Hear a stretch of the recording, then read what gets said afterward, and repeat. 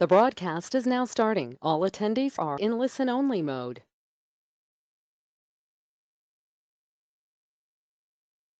Hi, everyone. We're going to wait a few seconds to get people joining us, and we will kickstart the webinar.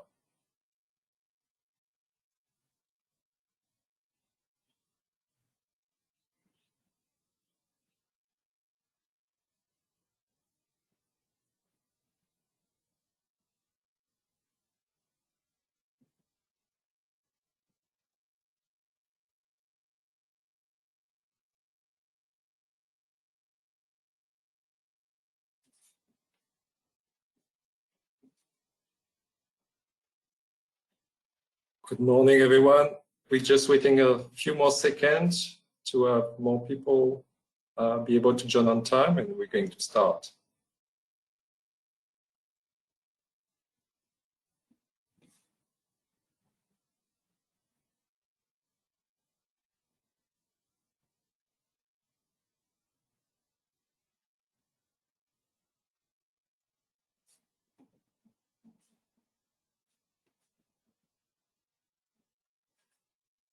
All right, we're going to start now this webinar. So hello, everyone. I'm really delighted to welcome all of you to our Ipsos CX Asia Pacific Voices 2022 webinar today.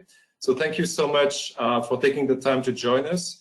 So we had a few hundred people registering for this webinar. So it's really lovely to see such a great interest in our study. So CX Asia Pacific Voices 2022. Today, I will be sharing a flavor of the findings of our recent research among CX professionals from across the region. We're going to unpick what CX professionals have been telling us and what that might mean for you. So we'll really dive into the current state of play, what has changed versus last year, the level of CX maturity, plus the CX challenges, and of course, the priority for CX practitioners. So there is also, as you will see, still a lot of work that needs to be done among most organizations, among most countries and industries. So hopefully you will find a great interest in the findings. So today we'll be joined by two of my colleagues, but I'm Stefan Sanchez. I'm the regional lead and of customer experience at Ipsos. And you will also be hearing from my two colleagues. You can see the pictures. Kimberly, who is a director, a CX director at our office in Ipsos, Singapore, and Paki, who is the head of customer experience for Ipsos in Thailand. So I know that some of you here today have also taken part in our survey. So I would like also to take the opportunity to thank you for sharing your thoughts. As we go through this session, please do feel free to comment, ask any question in the chat box. We will have a short Q&A session at the end of the presentation to answer some of your questions. So let's look at some of the numbers we had in terms of participation and the coverage we had for this study for the region. So we had 251 CX professionals from Asia Pacific taking part, with close to 100 for Southeast Asia. Respondents were from 13 different markets, and you have some of them listed here, as well as 18 different sectors. And again, we have listed some of them here. So we're all very eager to understand what is the current and future state of customer experience, and if there is an increased focus versus last year, and also will continue, whether this focus is going to continue in the post-pandemic period. Well, what the 2022 result is showing clearly is that CX continue to gain ground in the corporate agenda, with 80% of CX professionals in the region agreeing that companies which continue to invest in customer experience will actually outperform competitors. And that's a very impressive number. In time where we are all experiencing strong economic issue and inflation is remaining the #1 concern around the globe, CX has an even stronger role to play for brands to create and reinforce a strong relationship with their customers. So this is possible only if CX receive a strong commitment from the leadership teams. The study revealed that 62% of CX practitioners expect recognition of the importance of customer experience in the boardroom to increase. I said we all know that one of the fundamentals of the success of customer experience management is leadership support. Therefore, we can foresee an even stronger focus and improvement in the coming years. The other key element that we have noticed is that the brand experience gap that has been a topic for many years among CX and brand professionals is still very important. Ipsos CX actually did publish a paper sometime last year called Bridging the Brand Experience Gap. But it appears clearly that while some brands have managed to crack it and are now delivering experiences in line with their brand promise, almost 1 in 3 CX professionals acknowledge that the experience delivered by their organization are generally worse than promised. So we see that number being lower for South Asia, going at 23%. Taking a close look at CX performance in 2022, 34% of CX practitioners point an improvement in their CX performance. And over the past year, 23% have seen a drop. So if we look at Southeast Asia in comparison, 31% saw an improvement versus 27% who saw a drop. Yet when we take actually a closer look at those who said actually that they are delivering on their brand promise, 34% have seen an improvement in their CX performance. When we look at those that say that they are not basically delivering on their brand promise, 48% have seen a drop in their performance.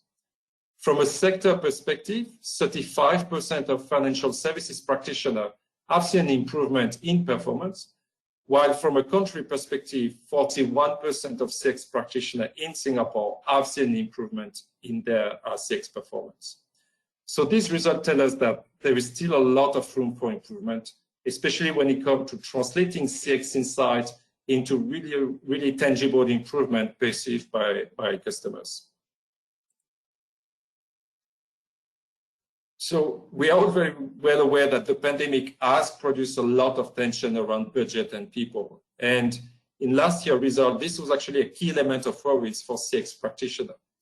So this year is not different. And while we have seen earlier that recognition of importance of CX in the boardroom is expected to increase, it won't actually translate into direct investment for CX at companies level for 40% of CX practitioners. You also won't translate into increase in spend on voice of customer program for 39% of customer CX practitioners. Neither it will actually translate into the size of the CX team for 35% of CX practitioners. So we are all very well aware of some of the macroeconomic factors that can explain such situation, but we also believe that there are also organization-led factors that could overturn it. And one of the ways to actually overturn the situation regarding CX investment is looking at what we call at Ipsos ROCE, or return on customer experience investment. All boardrooms want to know one thing: what is the impact of CX on the business? And what appears clearly in the findings is that companies who are able to establish a link between CX and business performance seems to be able to increase their CX budget. Indeed, 48% of CX practitioners that have established that link are expecting to an increase in their CX investment. This is 12 points more than those who have actually not done so. And this takes even more importance when we look at the fact that only 34% of CX practitioners in the region say that they have no analytical models that link CX to business performance. So being able to showcase what is the return on customer experience investment is actually crucial in getting full support and budget from the leadership team. So the situation we have described in the earlier slides are all linked to CX maturity of the organization and how they actually excel in the 6 core competencies of customer experience management. These competencies are strategy and sponsorship, customer understanding, CX ecosystem, evidence impact, cultural enablement, and future state roadmap. Only 10% of CX practitioners in the region position their organization as leading based on Ipsos CX maturity framework. 39% position their organization as being foundational, and 51% being practice. When we look from a global perspective, Asia Pacific and Latin America have actually the highest percentage of foundational companies globally. So CX maturity is a topic which is acknowledged and understood by all CX practitioners, But we also see a majority of organizations actually not using it as a backbone of their CX strategy and roadmap. And we know it's very important for organizations actually to, especially those who are foundational or practice, to gain a clear view of their current state and the current gap they have in terms of customer experience management to be able to design the path to achieve that desired state. And this is amplified even more by the fact that 64% of leaders have improved their CX performance in the past year. So performance continues to largely depend on the level of CX maturity of the organization. Therefore, being clear on where, what, and how to improve customer experience competencies does have an impact on how your organization will be good at delivering branded experiences. So looking at CX maturity level comparison across regions globally, like I said earlier, CX practitioners in APAC have positioned their organization as foundational more often than other regions. However, when we look at the leading percentage, they are all very similar across the globe. So the key takeaways for all of you are that CX does matter for most organizations. But we also see that there is still so much work that should be done across all geography and all industries. We also know that those that are basically the more advanced level of maturity are reaping the benefits. So where do we need to focus? There are clear priorities. Number one, defining a CX roadmap make a big difference between leaders and the others when it comes to CX performance, delivering on the brand promise, or increase CX investment. Most organizations also are still struggling with the delivery of personalized experience, especially in the face of omnichannel journey management. Lastly, meeting the brand promise, it's still an area that needs more work and alignment. So I will now hand over to my colleague Kimberly, who is going to share actually more details with you around what are the key priorities and how you can tackle them. I hand over to you, Kim. Thank you. Thanks so much, Stefan.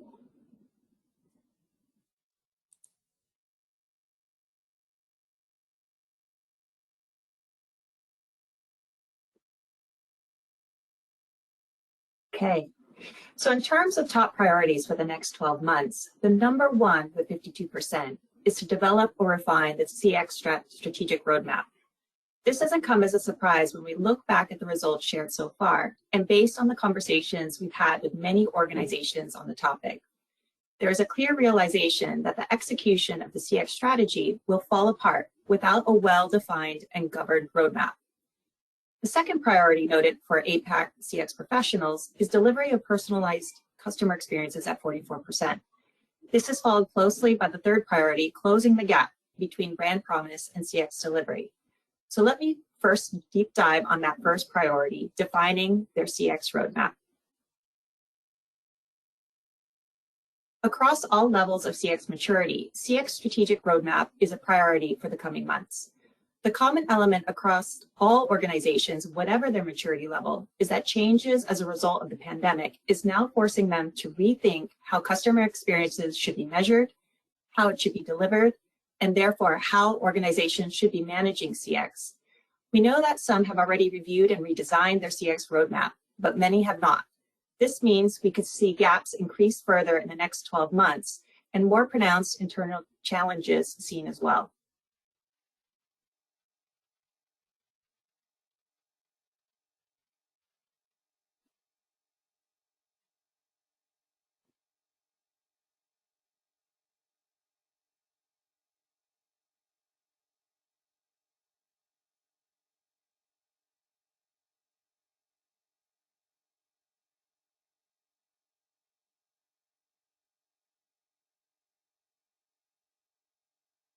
Yeah.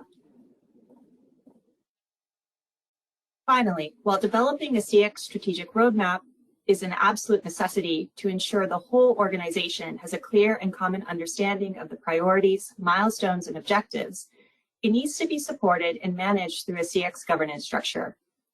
However, only 34% of CX professionals can point to a formal CX governance structure where the CX governance board has the authority to allocate resources to CX activity. not having a CX governance with clear accountability and authority, or having an inadequate governance structure, is one of the key reasons for CX strategy and roadmap to lack execution and impact on the business. So we could devote this entire webinar to talking about CX roadmaps and governance, given the importance of the topic. Unfortunately, we just don't have the time. So if you have any burning questions, please feel free to put them in the chat or reach out to Stefan Packy or myself, your local CX contact, and we can have a further conversation.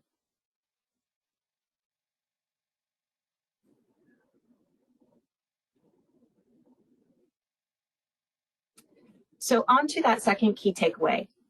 Now, the basics of CX delivering on the brand promise have yet to be nailed. We know that closing the brand promise gap is right up there on CX professionals' priority lists, with 4 in 10 CX professionals in Asia Pacific citing it to be in their top 3. You heard at the outset that 32% of the CX professionals we spoke to admitted that the experiences their own organizations are delivering to customers are generally worse than promised, and that's quite some admission. I'd like to say I'm surprised, but with both my professional and personal hat on, this really rings true. We've all been on the receiving end of a consumer experience that was less than stellar. So really simply looking around you, how does your organization stack up? Is anybody here prepared to admit that your organization maybe not quite up to the mark, or share with us why you feel this way?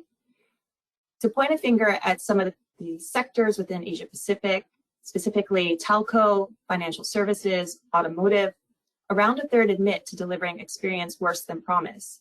So really, there's still room to close the gap. Of course, delivering on the brand promise is directly connected to CX performance. This slide shows a comparison between the different CX improvement track records shown on the left. And of those, we saw a drop in their CX performance over the past year. 44% typically weren't meeting brand promises. And of those that we could point to an improvement, 42% were delivering in line. So really, it's stating the obvious for many on this call, but it needs saying, as things really just aren't changing fast enough. And this is damaging to organizations' bottom lines.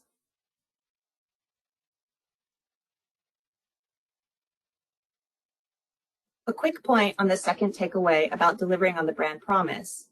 And I would say this, wouldn't I? But you know this to be true, where organizations have a voice of consumer program in place, and specifically what is showing here, where the CX or the insights team is collecting consumer feedback on critical incidents and actually doing something about it. They are far more likely to be delivering experiences in line or better than promised. When no such customer feedback mechanism is in place, then they are twice as likely to be delivering below par than those that do. So what does one do about it? If one has any hope of delivering CX that's up to scratch, of delivering CX that delivers on the brand promise and that drives those desired outcomes, meaning increased retention, share of spend, advocacy, and doing so in an operationally efficient fashion, one needs to have a deep understanding of customers, an understanding that goes beyond their functional needs and that delves into their relational, emotional needs. And in order to design and deliver experiences that build strong relationships, and this in turn, this would create a strong emotional attachment. And we've done huge amounts of research in this space. We know that when a customer is emotionally attached, as shown in the slide you're seeing, they are 1, far more likely to express a preference towards your brand, no surprise there.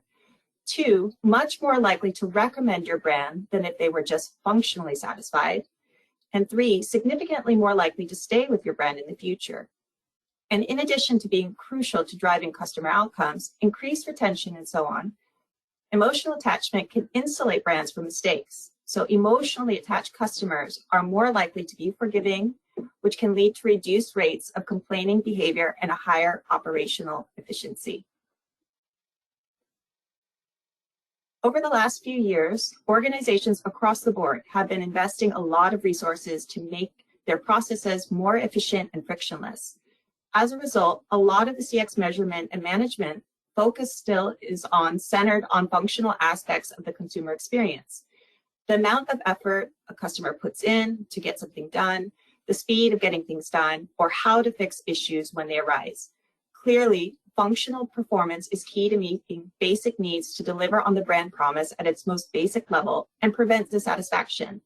But these functional elements alone are not powerful enough to drive meaningful customer-company interactions that drive positive memories, leading to strong and profitable relationships. So we at Ipsos have developed a framework for customer experience that helps organizations drive stronger relationships through a better understanding of customer functional and relational needs. We call it the forces of CX. We've identified the 6 key dimensions, and you can see them here on the slide.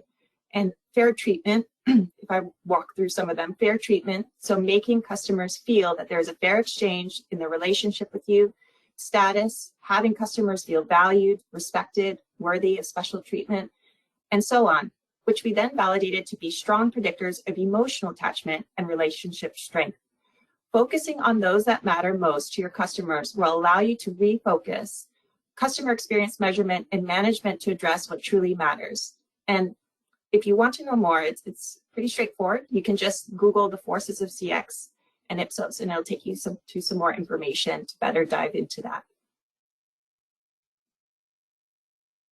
So what is our CX Global Voices research telling us about the forces of CX? So let's take findings from Southeast Asia as an example. And in this case, we're looking at insurance, financial services sector. In the first column, you can see how our CX professionals ranked their company's performance on these drivers. They thought they were doing best on enjoyment of making customers' lives easier. And if we look next, so next in line, ranking second in terms of performance was fair treatment. Customers feeling that there is a fair exchange between themselves and the organization. And alongside this, also ranked as a close second, was status. Customers feeling they're valued and respected, and so on through the list. If we look at the customer point of view or perspective, and this is in the second column you see, same sector in Southeast Asia, we see a similar ranking of performance. So an alignment of perspectives on performance between CX professionals and customers in this sector. But we can take this story further. As we look at the third column, which speaks to the customer's take on the relative importance of each of these driving forces, we see most important in Southeast Asia is enjoyment, and this is specific to this sector in this example, and that this concept of making customers' lives easier, and so they feel a sense of freedom. So effectively, we're ticking the box by prioritizing CX effort here. However, if we look at the next 2 most important forces for customers, control and belonging, we actually see a misalignment. Control and belonging round out customers' top 3 most important parameters on the 6 drivers. However, they rank 5th and 6th respectively on performance, and this is ranked 5th and 6th by both customers and companies. So the point here is that there is an opportunity to better deliver on what matters, and in doing this, also delivering better on the brand promise. We've spoken about belonging, that force relating to caring about the greater good, the sustainability agenda, if it were, with sustainability being about doing the right thing for the planet and people, and so leading the greater prosperity for the planet and for all of us. Again, using Southeast Asia, we had 3,000 consumers surveyed, and nearly half felt brands or companies should be taking a stand on these specific topics of climate change, sustainability, racial equality, gender equality. And when we asked CX professionals to tell us the extent to which they agreed these statements you see here describe their company, on the people front and delivering inclusive and equitable customer experience to all consumers, regardless of gender, ethnicity, sexual orientation, or disability, 45% strongly agreed that their company does. And 39% say the same for providing an inclusive and equitable environment for employees. If we look on the environmentally sustainable side of things, 29% strongly agree that they use and maintain environmentally sustainable practices within their company. So I ask you, looking or hearing about these numbers, to draw your own conclusions as to whether this is good enough. But it sounds as if it matters to customers, and if it matters for our people and our planet, it would suggest that more, way more, needs to be done. So now I'll pass the mic, so to speak, over to Paki, who will talk about our third parameter. Thank you so much.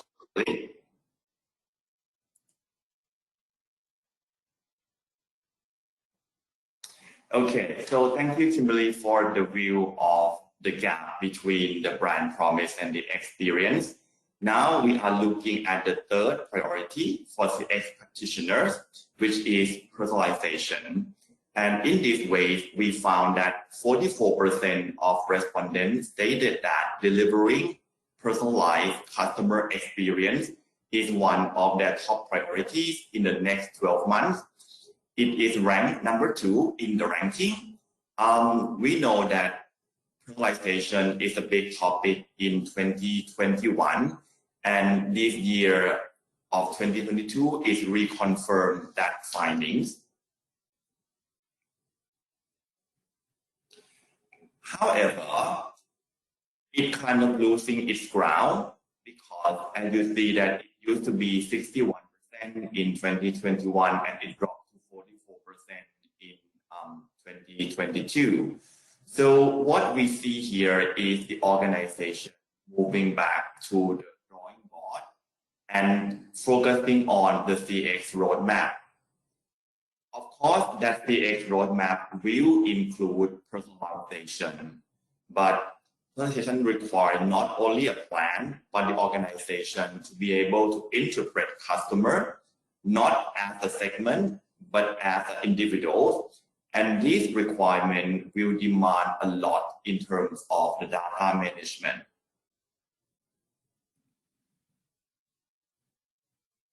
Because we also know that personalization will require an in-depth understanding of customer.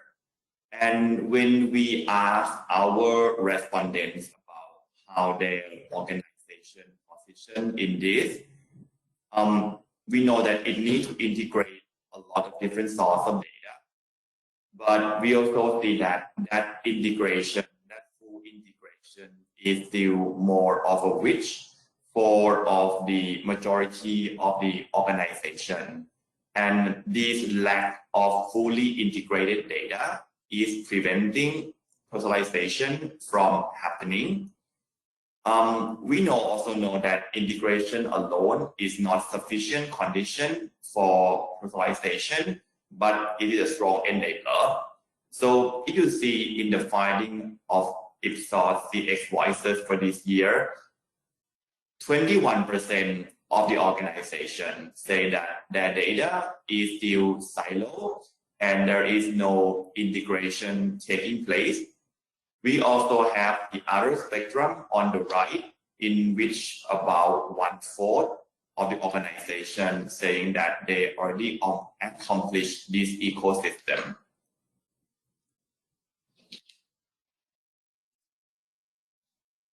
When we're looking at the data integration from the maturity of the CX program, there is no surprises, as you can see from the graph, that the more the organization mature, from foundational to the leading, the leading organization also say that the data ecosystem in the organization is designed and managed in a way that help the data integration.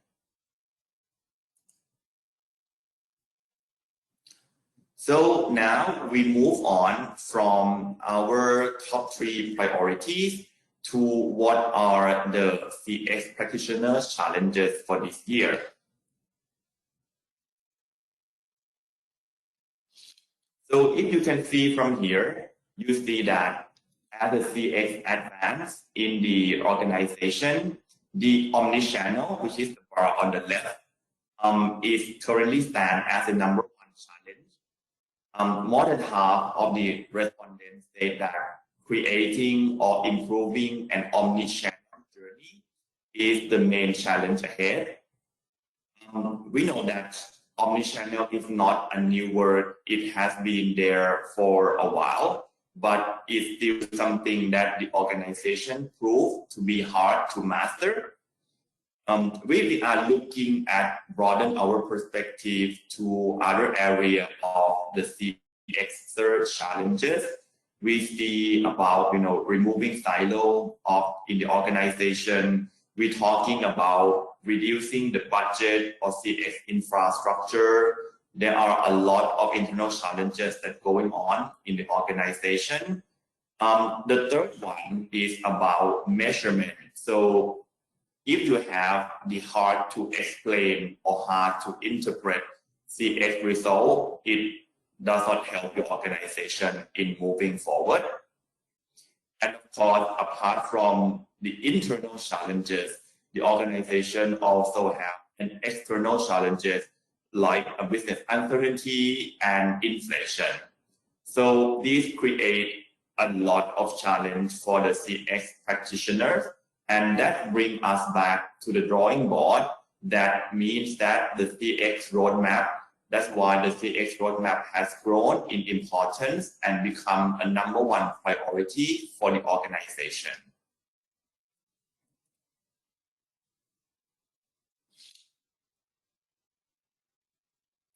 Now, we looking deeper in terms of omnichannel. First, let's define what is omnichannel. Again, omnichannel is about enable your customer to begin the experience from your brand in one channel and continue those experience in the other channel seamlessly. And what we see here is that that's not what the organization is doing or structure at the moment. You will see 3 words here. The top one is when we call a multi-channel, is the organization have a multiple channels, but it kind of works in its own and it's not integrated. Then you've got a cross-channel in which the channel are partially integrated, and you've got the omni-channel in which all the channels are seamlessly integrated. And you can see from here that 1/5 of the organization saying that they are in a multi-channel mode in which everyone operating in silo. So we know that if the organization sit in this stage, it would be difficult for them to provide an omni-channel experience. And if you combine that with people who have a cross-channel, so that would be like 81% of the organization. And we also know that for the cross-channel, it's a partial integration, but at which level of partial does the organization do before they can move on and be a full omni-channel?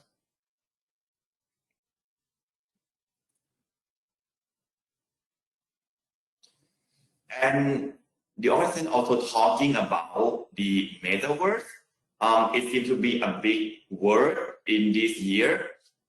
We also asked our respondent whether a metaverse can play a role in the omnichannel. So half of the respondents actually expect the metaverse to help deliver the opportunity for CX in the future. But how will that play in a very complex omnichannel world?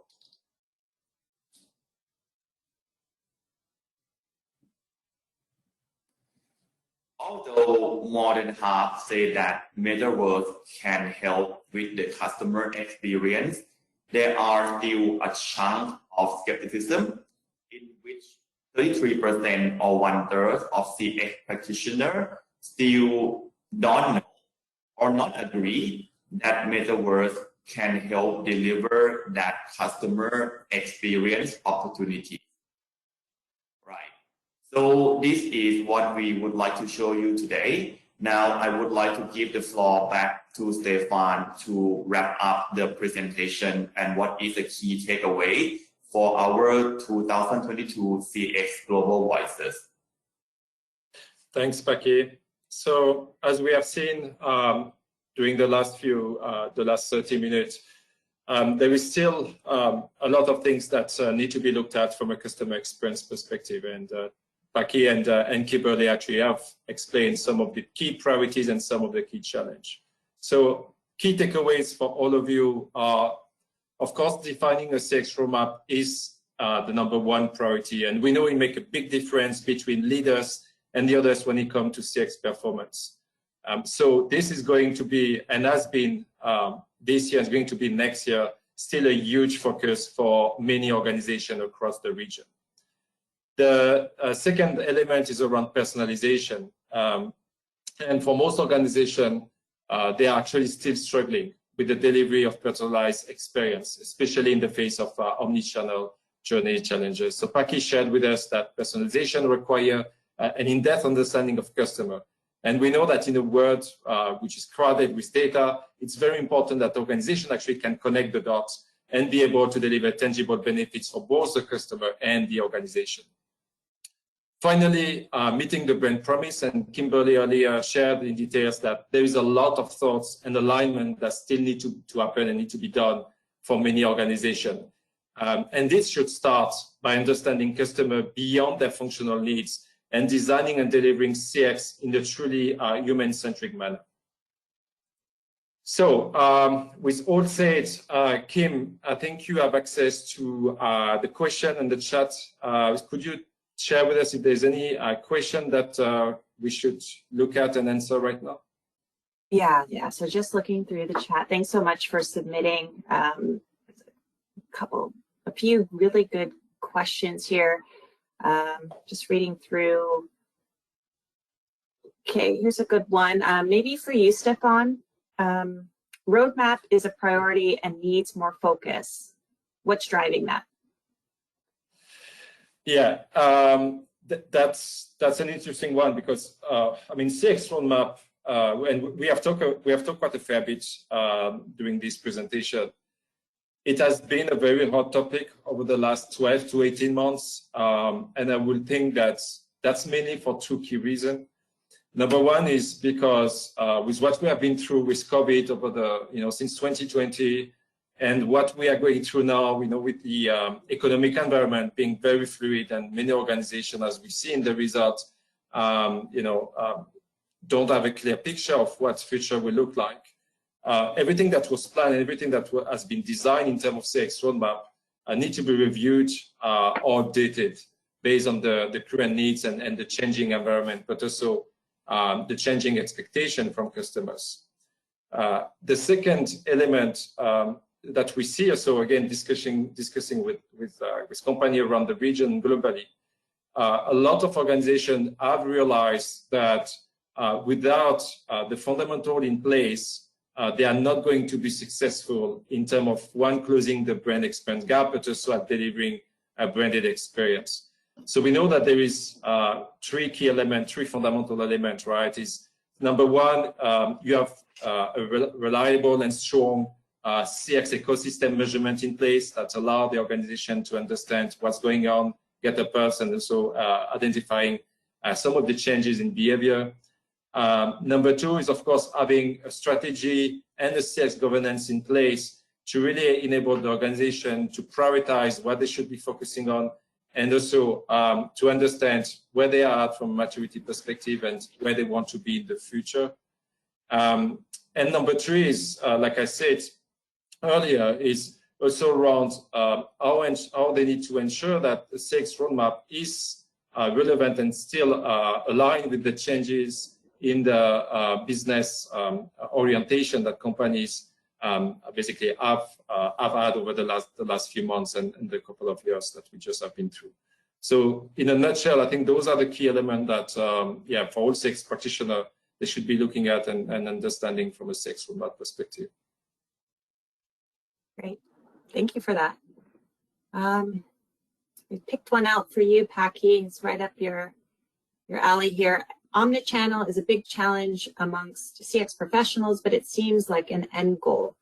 What can CX professionals do to reach this end goal of omnichannel? Thank you so much for the question, Kim. Yes, I do agree with the question that the omnichannel is the end goal. We also see from the findings today that whether the organization say that they operate in silo, or whether they are at the multi-channel mode, which is also another word for silo, it means that the CX profession would need support in the organization in order to move from the silo phase into an integrated phase. And I think that in order to do that, and having a CX roadmap in place is the professional need to get a buy-in from their management or the organization. And that's come back to the measurement tools that have to be in place, that, the CX will need to be able to prove the changes in the customer experience. And also on the ROXY, it means that they also need to be able to translate that, how much of that improvement relate or translate into the business value.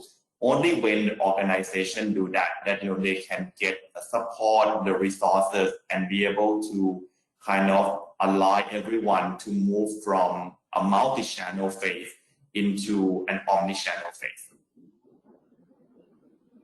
Fantastic. Thanks, Paki. Just picking through, looking at the main. Okay, something that maybe I could answer. Here's a question. Adding emotion is interesting, but we only have very short surveys with our customers. SMS, I think you said 2 to 3 questions. Can forces still be used here? I think this is a great question, because whenever we start thinking about things like modeling, we think really big, that it can be very complicated. But in this case, it sounds like we're assuming we're doing maybe a short transactional survey. We have that in mind. And maybe we have, one key KPI question, an open-ended question. Absolutely, we can do and apply CX forces in this situation. What we would do is we'd apply a bottom-up approach utilizing text analytics. So not doing any more than what you already have, taking those verbatims and actually coding them to the CX forces, and then tying them up to maybe that KPI. So thinking about overall satisfaction, for example, and being able to understand those emotional levers from that perspective. So that's more of a transactional side of things, but CX forces can also be applied from a relational study perspective. So adding maybe a few attributes to what you're already doing in terms of the functional side of things. And we can really have some fun with this, utilizing drivers analysis to show how those CX functional elements are linking up to the forces, and enable us to map out the most impactful routes to building either satisfaction or recommendation levels. So it doesn't have to be super complex. We can add in to what you already have, or work with, for example, with a short survey. So thanks for that question. It's really, really impactful. Thank you. Great. I think we should, and I know we have other questions. I think I saw a few more questions coming through. For those that asked those questions, don't worry, we'll get back to you probably directly with some thoughts to answer what you have asked. Also, the webinar which is recorded will be shared with all of you, as well as the presentation that we shared with you today. So all this will be with you in a couple of days. If you have any further questions, whether it's related to your market, your industry, or maybe some of your specific business questions, feel free to reach out to us. We are more than happy to share more details when it comes to specific industries or markets. So please do feel free to reach out. With that said, thanks a lot for everybody to take the time to join us today. Really appreciate. And together with Kim and Paki, we really, again, thank you for the time, and hopefully we'll talk with you soon. Thanks a lot, everyone. Thank you very much.